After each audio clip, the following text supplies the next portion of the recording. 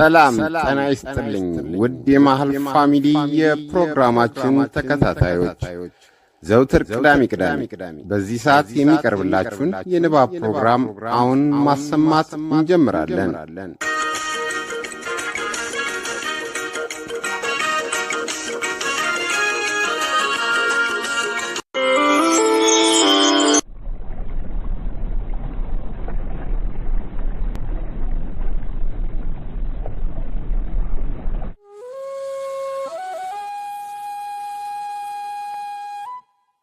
ጣምራ ጦር ደራሲ ገበየሁ አየለ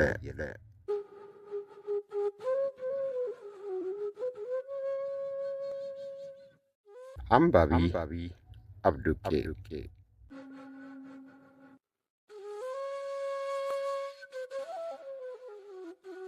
በመሃል ቤተሰብ በቴሌግራም ግሩፕ በሳምንታዊ የንባብ ፕሮግራም አዘጋጆች የቀረበ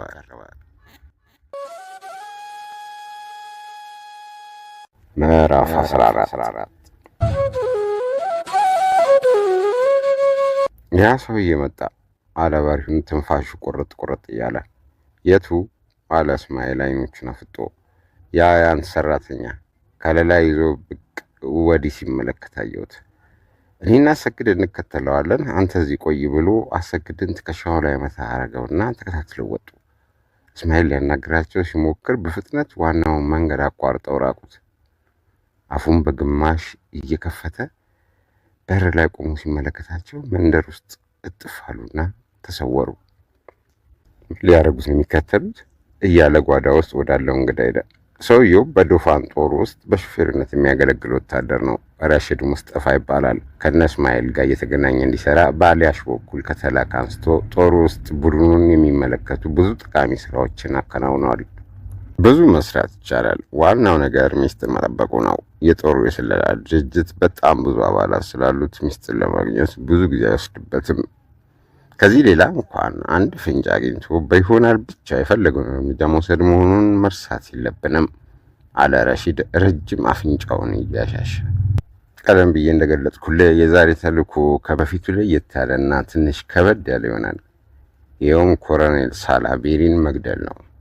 በአጭር ጊዜ ውስጥ መፈጸም አለበት። ኮሎኔሉ በቅርብ ከሞቃዲሾ ለሚመጣው የሙዚቀኛ ቡድን አንዳንድ ነገሮችን ለማዘጋጀት ከተማ ውስጥ ስለሚገኝ ለማንኛውም አደጋ የተጋለጠ ነው። ይህ ዕድል ወደፊት አናገኘው ይሆናል። ሲሯሯጥ ስለምታገኘው በሚቀጥሉት 3 ቀናት ግዳጅን መፈጸም አለበት። ማንኛውም ነገር ተጠንቶ ነው ትዕዛዙ የተሰጠ። አስቸጋሪ ነገር ያለ አይመስለኝም። ከአቅም በላይ የሆነ ነገር ካልተፈጠረ ትዕዛዙ መፈጸም አለበት። ገባህ? ገባኝ። የወታደሮች የደንብ ልብስ ፈልግ ተብለህም ነበር? አዎ ተብዬ ነበር። ታዲያስ? ነገሩ አንተ ቀድማ አነሳው እንጂ የኔ ማመጣት ስለዚህ ሊነግርህ ጭምር ነበር። ትጥቁ በቀላሉ የሚገኝ አልሆነም። ምክንያቱም ለዶፋን ጦር አባላቶች የተሰጣቸው የደንብ ልብስ አንዳንድ ብቻ በመሆኑ በጊዜም ሆነ በሌላ ዘዴ ሞክር ላገኝ አልቻልኩም። አንድ የዶፋን አባል መለወጫ የሌላትን አንድ ልብስ ቢሸጥና ነገሩ ቢደረስበት ቅጣቱ እስከ ሞት ሊሆን ይችላል። የሌሎቹን የጦር ክፍሎች የደንብ ልብስ ግን በመጠኑ ቢሆን አግኝቻለሁ። ያገኘውን አምጣ። ሌላው በእኛ በኩል ይፈልጋል። ሰሞኑን በአየር መቃወሚያ ክፍል አባላትና በእናንተ መካከል የተደረገው የተኩስ ልውውጥ በጦሩ ዘንድ ምን አይነት ስሜት ፈጥሯል? ውጥረቱ አሁንም አልበረደም። ባለስልጣኖች ከጦር ሰፈር ወደ ጦር ሰፈር በመሯሯጥ ላይ ናቸው። እኛ ነገሩን እንዳይበርድና ግጭቱ እንዲከር በማነሳሳት ላይ ነን። እንደውም ትናንት እንደገና ተኩስ ሊጀመር ትንሽ ሲቀረው ነው ከሁለቱም ወገን ባለስልጣኖች መጥተው ያበረዱብን። አየር መቃወሚያዎች በጣም ፈርተዋቸዋል አለ እስማኤል እየሳቀ። ለምን አይፈሩንም? ብዙ ሰዎች ናቸው እኮ የተጎዱባቸው። ከኛ 4 ሰው ብቻ ነው የሞቱብን። ባለስልጣኖቻችሁ መንስኤውን በደንብ ተረዱት? መፍትሄ አላገኙለትም እንጂ ተረድተውታል። በጦርነቱ እሳት ውስጥ እየገባን የምንማገደው እኛ መሆናችንን፣ ጥሩ ቀለብ ልብስና ደሞዝ የሚያገኙት ግን ሌሎች መሆናቸውን በጦሩም ሆነ በባለስልጣኖች ዘንድ የተናቅን መሆናችንን አስረድተናል። ለተኩሱ ልውውጥና ለብዙ ሰዎች ሕይወት መጥፋት ምክንያት የሆነው የሰርዲን ስንቅ ጉዳይ መሆኑን አስረድተናል። ስንቁ ራሽን ባለቀብን ጊዜ የተተረፈረፈ ስንቅ ከነበረው የአየር መቃወሚያ ጦር ዘንድ በምጽዋት መልክ የመጣልን ነበር። ምጽዋቱን ከምስጋና ጋር ተቀብለን የቆጠብን በመመገብ ላይ ሳለን አየር መቃወሚያዎቹ መጥተው ራሽን ስላለቀብን የሰጠናችሁን ሰርዲን መልሱልን አሉ። እኛ ሌላ ስለሌለን አንሰጥም ብለናቸው በግድ እንወስዳለን ብለው ተኩስ ከፈቱብን ብለን ገልጠናል። ምርመራው ገና በረጅሙ ሳይቀጥል አይቀርም አለ እስማኤል። ይህ እንዳይሆን ነው የእኛም ጥረት። ምርመራው መቆም አለበት። ያለዚያ ቀስቃሾች ናቸው የሚሏቸውን ሰዎቻችንን አንድ በአንድ እየለቀሙ ነው የሚፈጇቸው። እስካሁንም ባልታወቀ ምክንያት 2 ሰዎች ከመካከላችን ጠፍተውብናል። ያለን አማራጭ ውጥረቱ ይበልጥ እንዲከር መገፋፋት፣ ካልተቻለም ባለበት ሁኔታ እንዲቆይ ማድረግ ነው። ጥሩ ነው፣ ብቻ ጠንቀቅ በል። በአፋኞች እጅ እንዳትወድቅ። በዙሪያ ያሉትን ደጋፊዎቻችንንም አስጠንቅቃቸው። ሰሞኑን አንድ ጽሑፍ ሲሰጥህና በሚስጥር ትበትናለህ። ከሁሉ በፊት ግን በኮሎኔል ላይ የተሰጠን ግዳጅ መፈጸም አለብን አለና ብድግ ብሎ ለስንብት ጨበጠው። ወታደሩን ሸኝቶ በር ላይ እንደቆመ በሪውን ቶሎ ቶሎ እየተራመደ መጣ። አሰግድስ አለ እስማኤል በሪውንን ኋላውን እያየ። ይመጣል፣ የተከተለኝ ሰው መኖሩን ተመልከት አለውና ወደ ውስጥ ገባ። ትንሽ ቆይቶ አሰግድ መጣ። እሱም እንደ በሪውን የተከተለኝ ሰው መኖሩን ተመልከት ብሎት ገባ። እስማኤል በር ላይ ቆሞ ልታዘዘው አካባቢውን ሲቃኝ እንዴት ነው አለ በሪውን ከውስጥ። ምንም የለም መለሰ አልሃሽ። የምሳ ሰዓት ደርሷል። ደንበኞቻችን አሁን ይመጣሉ። ሊደርስ የሚችል ምግብ ቶሎ ቶሎ እናዘጋጅ አለ በሪውን ሽርጡን እየታጠቀ። ምን አርጋችሁ መጣችሁ አለ እስማኤል ምግብ ለማብሰል በሚዘጋጁበት ጊዜ በሪውን አሰግድን እያየ።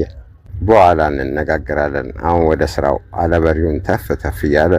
በሪውን እንዳለው ቶሎ ቶሎ ብለውና ተረራርተው ለምሳ የሚሆን ምግብ አደረሱ። ገበያው ደርቶ የበላው ሲወጣ ያልበላው ሲገባ ቆየ። ዘግየት ብሎ አንድ አጠር ፈርጥም ያለ ሰውዬ መጣ። ከዚያ ቀደም እነ እስማኤል ቤት ተመግበው አቅም ሽርጥ አገልድሞ ከላይ እጀ ጉርድ ሸሚዝ ለብሷል። በልብሱና በሰውነቱ ንጽህናው ሰውየው ከከተማ ነዋሪዎች በተለይም ከአዲስ መጤዎቹ አንዱ መሆኑን መገመት ይቻላል። በሪውን ሰውየውን ሲያየው አንዳች ነገር ውርር አረገው። የታዘዘው ምግብ ለማምጣት ማልቤ ገባና አሰግድ ያ ሰውዬ እኮ መጣ አለው። የቱ? አይኖቹን አፈጠጠ። የአፋኞቹ 100 አለቃ። ጠዋት የእስማኤል ሰራተኛ ካነጋገራቸው ሰዎች አንዱና አጠር ያለው። የታል? ምግብ ቤት ውስጥ ተቀምጧል። ልብሱን በመለወጥ ሽርጥ አገልድሞን የመጣው። ምግቡን ይዘህለት ሂድና ያው። አሰግድ እንደታዘዘው አድርጎ ተመለሰና አየሁት፣ እሱ ነው አለ በሪውንና እስማኤል ወደሚነጋገሩበት ጓዳ ገብቶ። አንተ ወደ ሰውየው ሂድና አጫውተው አለ በሪውን እስማኤልን ገፋ እያደረገ። ሊሰልል ወይም አንድ ነገር ሊያረግ ነው የመጣው አለ አሰግድ ከንፈሩ ነክሶ። በሪውን በሁለት እጆቹ ወገቡን ይዞ ፊት ለፊት እያየ ማታ ሊመጡብን አስበዋል ማለት ነው። ምን ይሻላል አለ። እንበለው እናስቀረው አለ አሰግድ ቡጢውን ጨብጦ። በሪውን ሰውየው ወደ ነበረበት ሄደና አካባቢውን ቃኘ። ምግብ ቤት ውስጥ ሌላ ተመጋቢ የለም። እስማኤል ሰውየውን ብቻ ያወራል። ቀልጠፍ ብሎ ወደ ማን ቤት ተመለሰና አጥንት የሚከሰክሱበትን መጥረቢያ በሽርጡ ከልሎ ያዘና አሰግድ ተከተለኝ አለው። ተከታትለው ሲወጡ አሰግድ ወደ ኋላ ቀረት አለ። መረቅ ልጨምርሎት አለ በሪውን ወደ ሰውየው እየተጠጋ።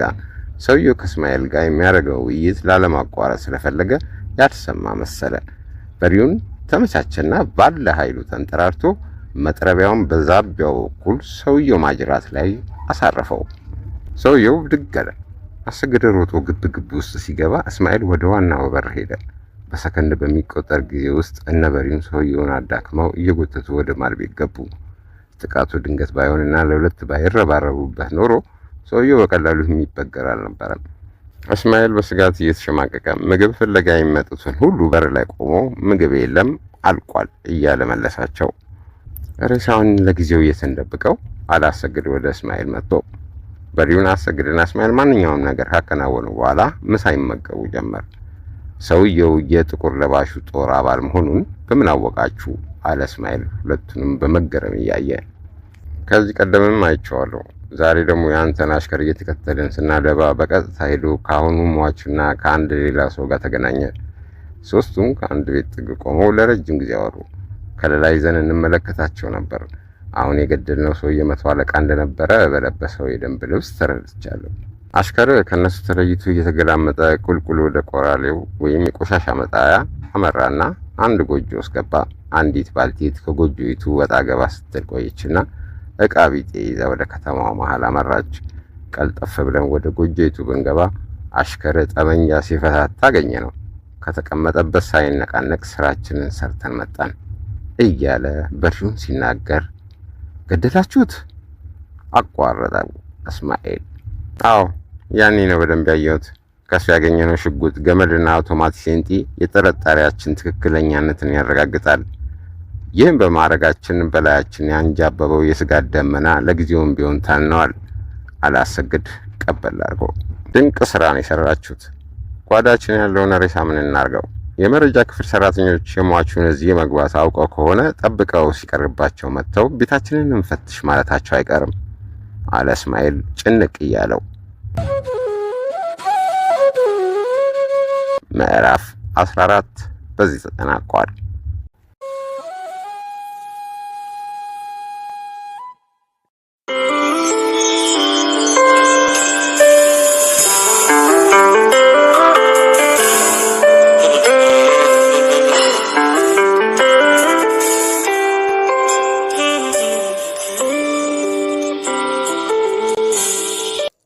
የዛሬው የንባብ ክፍል በዚህ ተጠናቋል። በሚቀጥለው ሳምንት በሌላ ክፍል እስከምንገናኝ መልካም ሳምንት። ሰላም፣ እድገት፣ ብልጽግና ለሀገራችን። እምዬ ኢትዮጵያ ለዘላለም ትኑር።